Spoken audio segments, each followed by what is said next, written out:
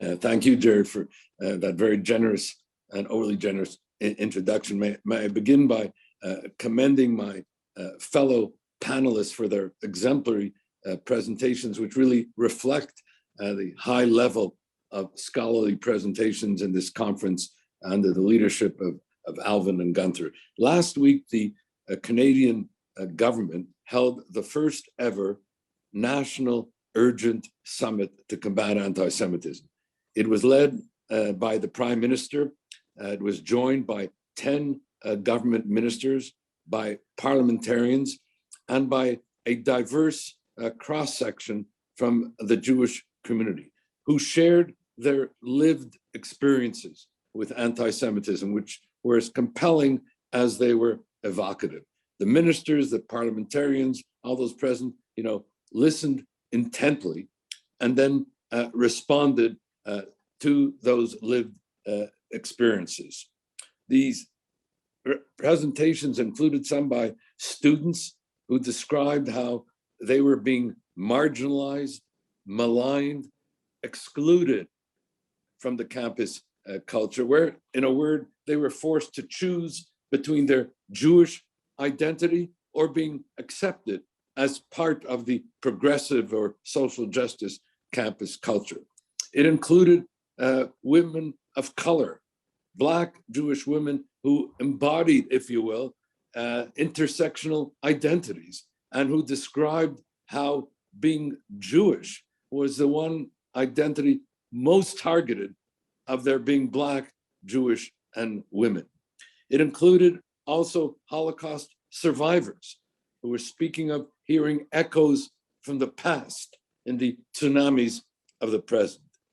I was invited to give the main address in my capacity, and here I'll mention the title, as Canada's first special envoy for preserving Holocaust remembrance and combating anti-Semitism. It's actually 6 mandates because it's preserving Holocaust remembrance domestically and internationally, combating anti-Semitism domestically, internationally, heading the Canadian delegation to IRA, and also being a special envoy to the intergovernmental bodies, be it the UN, the EU, and the like. All this which underpins my remarks today.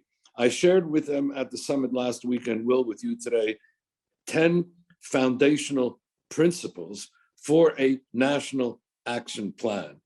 I spoke of IRA as well, and while this was to be the subject matter of my talk today, I thought that I would rather incorporate remarks re IRA in my overall address, because the organizing theme of this concluding session, as Alvin Rosenfeld put it at the beginning, is what can be done to combat anti-Semitism. And that's why I thought I would share with you an action plan for combating anti-Semitism. And I've been inspired, by, as I say, by the remarks of my fellow panelists, and most recently by Holly. As we meet, we are witnessing, and we have been witnessing for some time, as we know, an old, new, global, escalating, virulent, sophisticated, and even lethal anti-Semitism, which reached a tipping point in the Hamas war against Israel, where Jews are threatened and targeted in their neighborhoods and in the streets, on the campuses and in their communities, where synagogues are torched, where memorials are defaced, institutions are vandalized, cemeteries are desecrated, the whole finding expression in 2 particularly dramatic developments, and they were referenced in Holly's remarks. The first is that 2020 saw the highest level of anti-Semitic hate crimes ever reached in the US, in Canada, in Europe et al., where halfway through 2021, we already reached the level of hate crimes for all of 2020.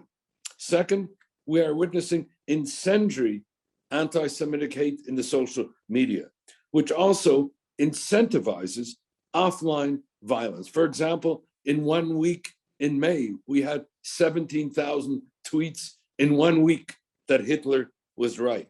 And a just released study from Professor Weinman of Haifa University has reported a seismic increase of 912% in 1 year In 1 year of anti-Semitic hate on the social media platform TikTok, where 41% of its 1.2 billion users are between the ages of 16 and 24. This pandemic of anti-Semitism, including the incendiary increases in both anti-Semitic hate crimes and online hate speech, are underpinned most disturbingly by a number of dynamics that are not always appreciated. And for reasons of time, just a set of one-liners, including first, the mainstreaming, the normalization, the legitimation of anti-Semitism in the political culture, the absence of outrage, as David Harris put it, the whole underpinned by indifference and inaction. Second, the threat of anti-Semitism to our multicultural democracies, as Ahmed Shahid, the UN Special Rapporteur on Freedom of Religion and Belief, put it, that anti-Semitism is toxic to democracies, the canary in the mineshaft of global evil, as we've learned only too painfully and too well, that while it begins with Jews, it doesn't end with Jews. Third is what I call the globalization phenomenon. Jews are a global people. What happens in Paris and London, what happens in New York and Miami, the threatening and targeting of Jews reverberates and replicates itself back in Toronto and Montreal and the rest of Canada. In fact, we saw the same convoys going through streets in Canada saying, F the Jews will rape your daughters, as we saw in London in the UK, which witnessed a 500% increase in that period in May of hate crimes. Fourth is the marginalization of the struggle against anti-Semitism in the necessary struggle against systemic racism, be it racism against Indigenous people or Blacks and other racialized minorities, or against Asian Canadians or Muslims, but where the evidence has shown that somehow the struggle against anti-Semitism gets marginalized and the overall struggle against racism is sometimes even excluded from that struggle in the education and training programs within and without government. Fifth is the laundering of anti-Semitism under the cover of anti-racism itself, a process that began at the Durban 2001 conference that Gerald mentioned, where a world conference against racism turned into a conference of racism against Israel and the Jews, but where today Jews are increasingly characterized as part of the oppressor class in the intersectionality discourse, with a demonization of Israel reverting back to the demonization of the Jews. And finally, we are witnessing a revival of all the old libels, such as the Jews as the poisoners of the wells, where the Jews, the Jewish people, Israel, are accused of manufacturing the COVID-19 virus, of spreading it, of profiting from it, and increasingly in social media are even designated as being the virus itself. And so the important question, what then do we do? All of which inspired this question, the convoking of this urgent national summit in Canada. And what I would like to do with you is share some of the foundational principles that can constitute a national action plan, as I shared with the conference, but updated in terms of the responses as well of the Canadian government to some of these foundational principles. Number one, we need to mandate Holocaust education and anti-Semitism education in our elementary schools as well as our high schools. For the Holocaust is a paradigm for radical evil in the same way as anti-Semitism is a paradigm for radical hate. Regrettably, however, as we know, millennials, some 50% of them, have never even heard or can name the death camp Auschwitz, the most brutal extermination camp of the 20th century, where these two evils intersect. Let me be very clear about it. 1.3 million people were deported to the death camp Auschwitz. 1.1 million of them were Jews. Let there be no mistake about it. Jews were murdered at Auschwitz because of anti-Semitism. But anti-Semitism did not itself die at Auschwitz. It remains, as Ahmed Shahid put it, and as others have shared it, the canary in the mineshaft of global evil. Second, we need to combat the increasing Holocaust distortion, as well as Holocaust denial. And in fact, the IHRA itself released a report, a set of recommendations as to how to combat the increasing Holocaust distortion that is finding expression also on the social media. And they've developed a hashtag for it, along with and in concert with the work of UNESCO, UN, and the like, called, quote, Protect the Facts. Third, we need to enhance the adoption and implementation of the IHRA working definition of anti-Semitism, the most authoritative, comprehensive, and international definition we have, and what is not always appreciated, the most representative. I know we've talked about things such as the Jerusalem Declaration, but what can be said about the IHRA definition cannot be said about any of the others. And that is, it was a definition democratically adopted over a 15-year period in a democratic decision-making process by intergovernmental bodies, governments, parliaments, academics, civil societies, and the like. I had occasion, both as a parliamentarian and a Minister of Justice, to participate in the drafting of the IHRA definition, and I can attest to the representative character of the process which led to its adoption 5 years ago. But basically, we've had a 21-year process in that regard. And let me now just say a few things about this IHRA definition. First, the process began in Stockholm in 2000 at the Stockholm Conference on the Holocaust, which established IHRA itself. Second, the drafting of the definition, and this is not as always as well appreciated, Gerald mentioned it, really began after the Durban Conference in 2001. It emerged as an antidote to the laundering of anti-Semitism under the cover of anti-racism, and which accounts for the several of the illustrative examples in the IHRA working definition, which, for example, speak of denying the Jewish people's right to self-determination as one of the manifestations of anti-Semitism. For example, that the existence of the state of Israel is a racist endeavor, etc. These illustrations were inspired by the racism of the Durban Conference. Third, the IHRA definition is also not as well known as it deserves to be, anchored in and inspired by important parliamentary antecedents.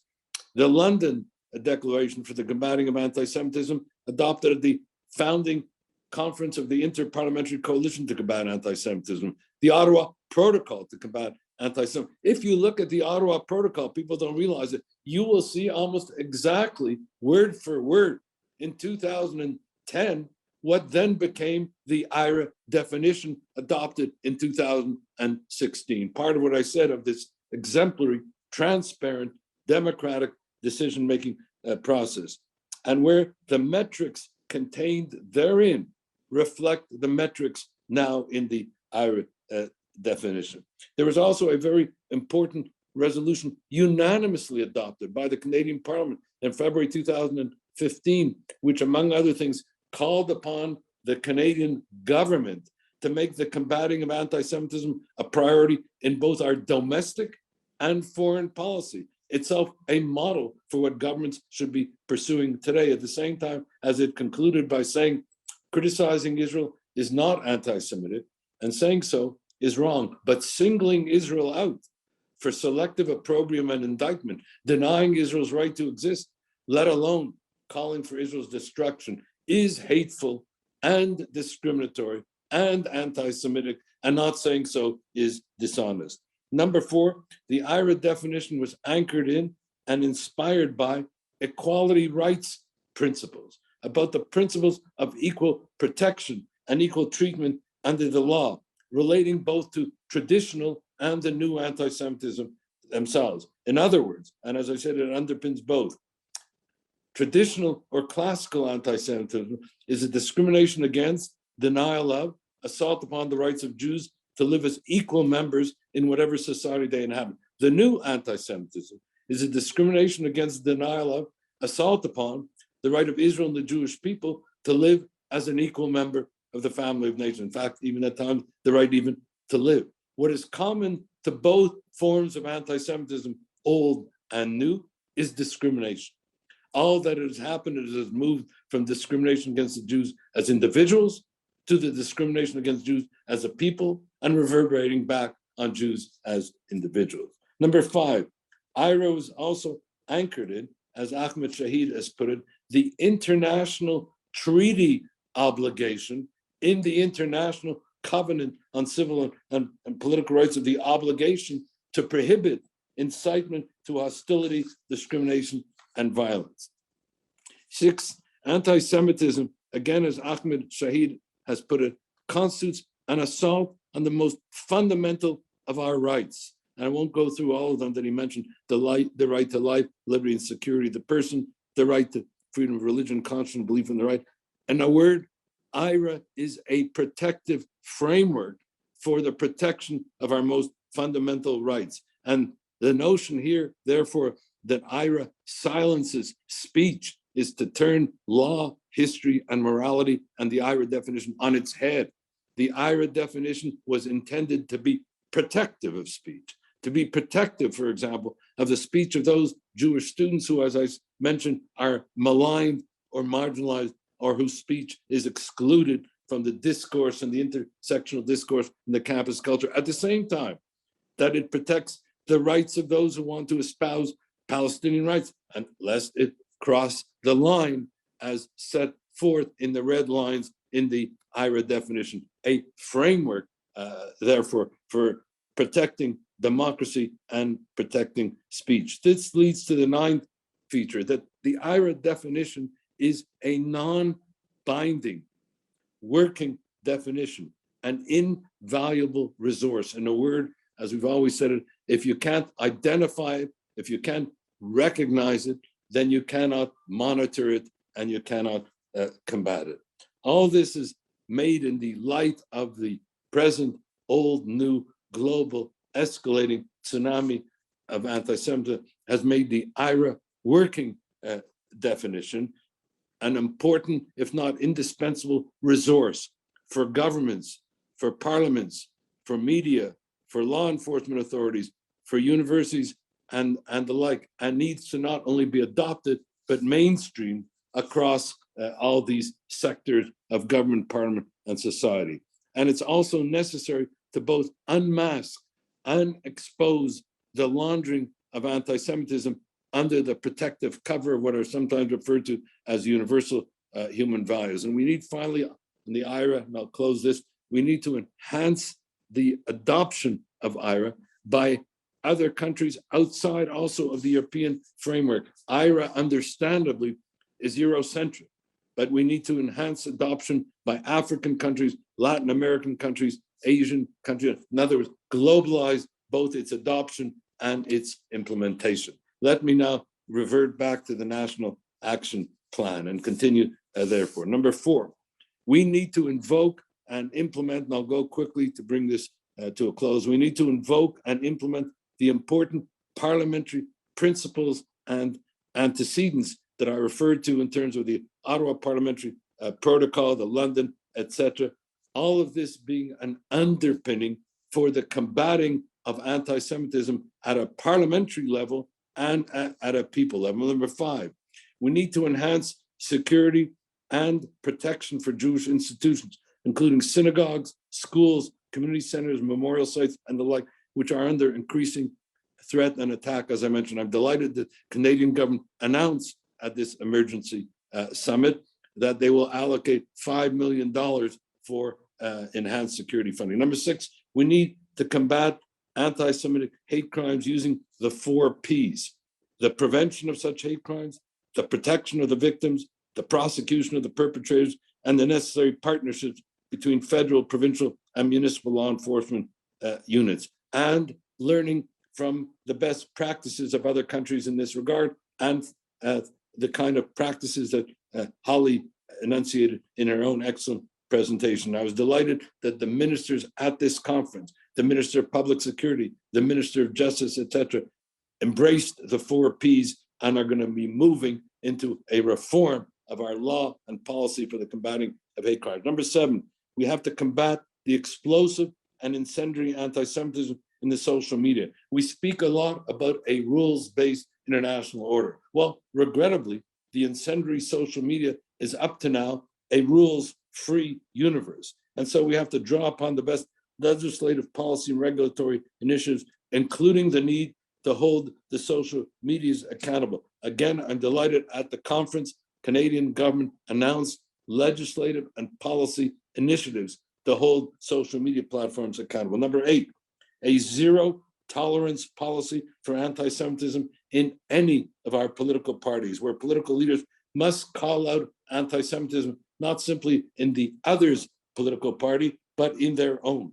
so that anti-Semitism does not become instrumentalized or weaponized as part of political partisanship. Number 9, we need to appreciate, and this has been mentioned by others, that Jews alone cannot combat anti-Semitism, that anti-Semitism cannot be fought, nor can it be won by Jews alone. The Prime Minister, Trudeau, in the emergency summit last week, made express reference to this, that Jews should not have to fight anti-Semitism alone, that we need a community of conscience in that regard, that we need a global critical mass of advocacy for the combating of anti-Semitism, and therefore, as he said, hence the need, the urgency for this national summit to combat anti-Semitism. And I might add, at this summit, the Prime Minister referenced the 3 Ds of anti-Semitism, that Canada, as a priority, will combat demonization, delegitimization, double standards, and the like. And finally, and I say this as a Canadian for whom the UN is part of my DNA, human rights part of my foreign policy, international law centerpiece of our identity, we have to combat the laundering of anti-Semitism under universal public values. Whether it be laundering under the protective cover of the UN, we know, of course, about the annual 18 to 20 resolutions at the UN General Assembly singling out one member state of the United States, happens to be Israel. What we ignore is that this is giving exculpatory immunity to the human rights violators, that this is undermining the integrity of the UN. Similarly, with regard to anti-Semitism being laundered under the authority of international law, I don't know how many people know that the contracting parties to the Geneva Convention, the repository of international humanitarian law, have met only 3 times in their history to put a state in the docket of the accused. It's not been Syria, it's not been China, it's not been, I can go through all the major human rights. The only state ever put in the docket of the accused by the contracting parties to the Geneva has been Israel. And this, again, corrupting, if you will, the whole authority of international law, the laundering under the culture of human rights. You know this as well I do, what is happening at the UN Council on Human Rights, the agenda specific item. I've been there, I've seen it. It's an Alice in Wonderland situation where the conviction is secured and the sentence is passed even before the hearing begins. Now to have another with a permanent investigative commission with respect to Israel arising out of the Hamas war, where Hamas is not even mentioned in the resolution, and not only is the war to be analyzed, but everything else that Israel does. And finally, laundering on the struggle against racism. Really, this brings the convergence, and with this I close, of anti-Semitism, old and new together. For just as classical anti-Semitism sees Jews as the enemy of the good and the embodiment of evil, so the new anti-Semitism sees Israel, the Jewish people, as the enemy of the good and the embodiment of all evil. And this finds expression in what I would call, in a term, in demonological anti-Semitism, where the Jewish state is demonized and criticized and criminalized as racist, imperialist, colonialist, ethnic cleansing, child killing, apartheid, Nazi state. A demonizing anti-Semitism, which regrettably and tragically is being even increasingly mainstream. And so, as our National Emergency Summit on Anti-Semitism in Canada put it last week, a national action plan must not only be something in words, but it must be something that is implemented. And it must be implemented by moving from words to deeds. And it must be done with a sense of urgency. I'm delighted that the Prime Minister said that the National Urgent Summit that we had is not a one-time thing, but it embodies a sustained commitment to make the combating of anti-Semitism a priority both domestically and internationally. Thank you.